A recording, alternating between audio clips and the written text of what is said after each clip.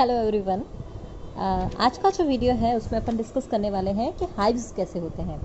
अगर किसी भी बी की आप बात करते हो तो जो अपने वो हाइव बनाती है उसमें कैसी कैसी शेल्स होती है और कैसे कैसे वो उसमें रहती है, उसके बारे में बात करने वाले हैं।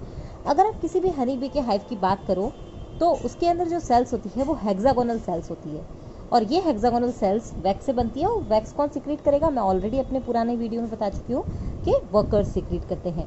अब ये जो हाइव्स होते हैं ये या तो कहीं पर रॉक पर लगे हुए रहेंगे, किसी बिल्डिंग पर या ट्री की किसी ब्रांच पर लगे हुए रहते हैं। जब भी ये हेक्सागोनल सेल्स को आप देखते हो तो आपको ऐसा लगेगा कि जैसे ये रोज के अंदर अरेंज्ड है, मतलब एक से एक के साथ लाइन वाइज ये अरेंज्ड रहती है। और अगर हाइव के अंदर किसी प्रकार का डैमेज हो जाता है तो जिस भी प्लांट पर या जहाँ पर भी ये प्रेजेंट है वहाँ रेजिन और गम से इसको वापस रिपेयर कर दिया जाता है। अब अगर यंग स्टेज की बात करें तो यहाँ हाइव्स के अंदर लोअर सेंट्रल बहुत सारी सेल्स होती है, लेकिन कुछ बीज की अगर बात करें जैसे कि एपिस डॉर्साटा के अंदर जो सारी सेल्स होती है जिन्हें मोस्टली ब्रूड सेल कहा जाता है, ये ब्रूड सेल सारी देखने में एक जैसी होती है। लेकिन बाकी की जो मधुमक्खियां हैं, बाकी की जो बीज है, उनकी जो सारी सेल्स है वो अलग अलग पार्ट में डिवाइडेड है। जैसे ड्रोन के लिए अलग से सेल हो जाएगी, क्वीन के लिए अलग से सेल है और फिर वर्कर्स है उनके लिए अलग सेल है। तो ये सारी अलग अलग टाइप की सेल्स होती है किसमें, दूसरी अलग टाइप की जो बीज है उसमें। लेकिन डॉर्साटा के अंदर जो है वो सारी सिमिलर होती है, उसमें अलग से कोई क्वीन के लिए नहीं है, कोई वर्कर के लिए नहीं है, कोई ड्रोन के लिए नहीं है। अगर हम देखें तो जो क्वीन की सेल है उसको वापस यूज़ नहीं किया जाता है, लेकिन बाकी बची हुई जो सेल्स होती हैं उनको रीयूज़ भी किया जाता है। क्योंकि मैंने आपको ऑलरेडी बता दिया था कि अगर क्वीन बूढ़ी हो जाती है या क्वीन फर्टाइल कैपेसिटी को लॉस्ट कर देती है तो उसको या तो छत्ते से निकाल दिया जाता है या वो खुद ही चली जाती है। तो क्वीन की जो शेल है उसको वापस यूज़ नहीं करते हैं, बाकी बची हुई सारी सेल्स को वापस यूज़ किया जा सकता है। अगर हम देखें कि जो हाइव होता है उसके अंदर पोलेंस और हनी वगैरह प्रॉपरली स्टोरेज फॉर्म में रहता है।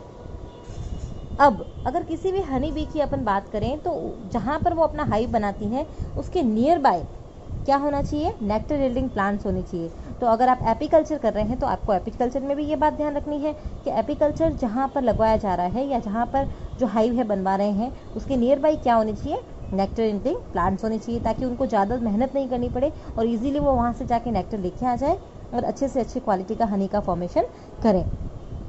अब जब भी एपीकल्चर किया जाता है तो सबसे पहले एपीकल्चर में जो बीज होती है उनको सेलेक्ट किया जाता है कि कौन सी वाली बी को आप सेलेक्ट कर रहे हैं।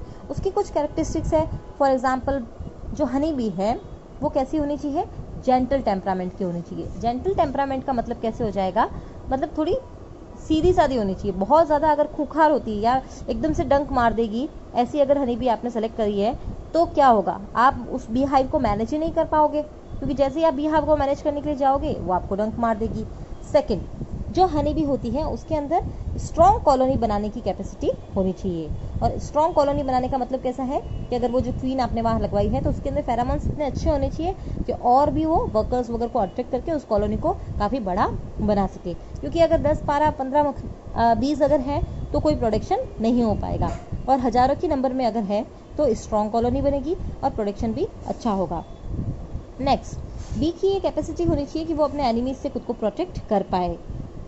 एंड उस हाइव के अंदर जो भी वर्कर्स रह रहे हैं या तो वो एनर्जेटिक होने चाहिए या इंडस्ट्रियल टाइप से वर्क करने वाले, मतलब अच्छी एफिशिएंसी के साथ वर्क करें। और मैंने आपको ऑलरेडी बता दिया है कि जो वर्कर्स होते हैं उनकी पूरी लाइफ जो होती है टोटली सेक्रीफाई होती है किस पर, उनको पूरे जो हाइव है उसको मेंटेन करना है पूरी लाइफ। और ऐसे वर्कर्स होने चाहिए जो गुड सकर्स हो जूस की, यानी इजीली वो जूस को या नेक्टर को सक करके वहाँ हाइव तक लेके आ जाए, ऐसे वर्कर्स उस कॉलोनी में होने चाहिए। एंड जो बी होती है वो उस कैटेगरी की होनी चाहिए कि वो अच्छा खासा हनी प्रोडक्शन कर सके। ऐसा नहीं है कि आपने बहुत अच्छा सा कल्चर लगा लिया है और किसी तरह का प्रोडक्शन तो हो ही नहीं रहा है, तो ऐसा नहीं होना चाहिए। और जो बीज है वो अपना काम ईजीली बना पाए, ऐसा देखा जाता है। मोस्टली अगर इंडिया की बात करें तो इंडिया के अंदर एपिस इंडिका को एपीकल्चर के लिए बेस्ट माना जाता है, क्योंकि जेंटल नेचर भी होता है उसका और उसके वर्कर्स भी काफ़ी एफिशिएंट होते हैं।